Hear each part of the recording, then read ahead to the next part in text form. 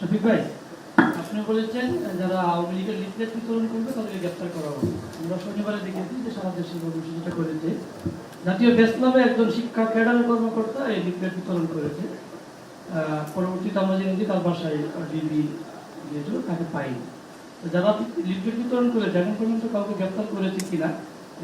আমরা বেশ কিছু লিফটেড বিতরণ যারা করেছেন বেশ কিছু আমরা গ্রেফতার করেছি। আর যারা লিফটেড বিতরণ করেছে আমরা শুনেছিলাম যে ঢাকায় তারা 70টা জায়গায় লিফলেট বিতরণ করবেন। আমাদের যেগুলো আমরা ইন্টেলিজেন্স গ্যাদারিং যেটা হয়েছে, আমরা যেটা জেনেছি 3টা জায়গায় ওরা করতে চেষ্টা করেছে এবং সেখানে অ্যারেস্ট আছে।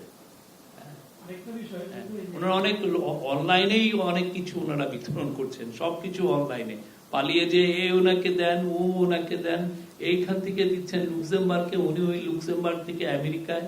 ওনাদের কাজই হচ্ছে অনলাইনে। এখন কি চুরির টাকা তো কিন্তু না কিছু ভাবে তো ব্যয় করতে হবে।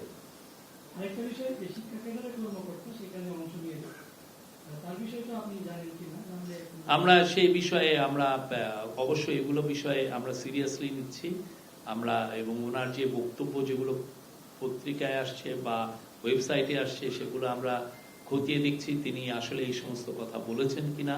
প্লাস ওনার ফেসবুকের কিছু কিছু উদ্ধৃতি এসছে, আমরা প্রত্যেকটা জিনিস খতিয়ে দেখছি।